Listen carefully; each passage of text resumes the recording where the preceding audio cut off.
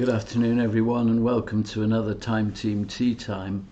One of the nicest things about this job is a chance to talk to intelligent people who are great writers, and often happily they seem to be fans of Time Team, which is rather good. And this week's special Time Team guest is Kate Mosse, the best-selling author. Kate's recently chaired the Women's Prize for Fiction, which was won by Maggie O'Farrell. Her book Hamnet, which is an amazing story. Hamnet was Shakespeare's son who died tragically early, and it's a fascinating book to read. Kate is perhaps best known for her trilogy of books set in Carcassonne, where she's got a house. And Carcassonne has a wonderful, amazing history, connections with the Cathars, which you probably know about, and the Grail stories and all sorts of magical mysteries. And her trilogy of books, Labyrinth, Sepulchre and Citadel, mix a whole range of different time periods and take a wide range of documents, sites, wonderful legends, and mix them all together through different periods of time. And they're a magical series of books. One of the nice things I found out the other day was that one of the historians who appeared in the books was played by John Hurt in the mini-series that was done of these programs. I got a chance to talk with Kate about all these objects and amazing finds and the legends that hang around these stories. And the first story, Labyrinth, actually begins with an archaeologist, which is rather good, called Dr. Alice Tanner. And it's her discovery, her archaeological discovery at the beginning of that Labyrinth story that starts off the whole adventure. One of the lovely things as well was that Kate shared with us in that chat her own background and interest in archaeology. She remembers going to Fishbourne with her parents when she was young, and somehow I think she's got a very interesting take on the way objects carry memories of the past, places carry memories of the past, and I think it's often inspired her.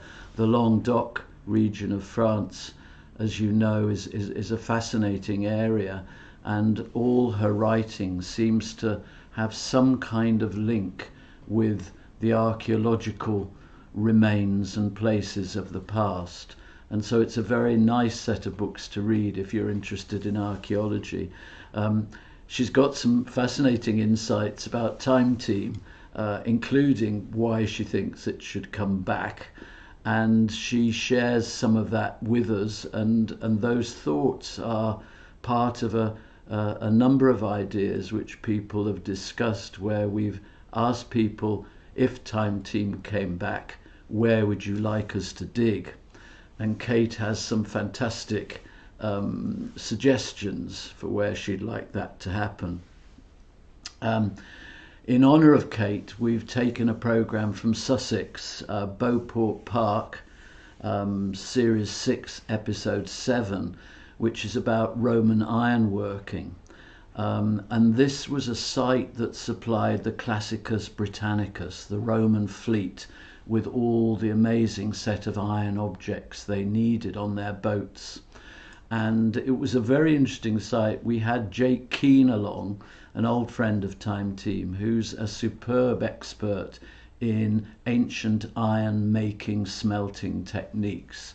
And he built an iron making kiln, a furnace, and over those 3 days, as usual, we pushed him to try and produce a fantastic iron object, which was quite a challenge.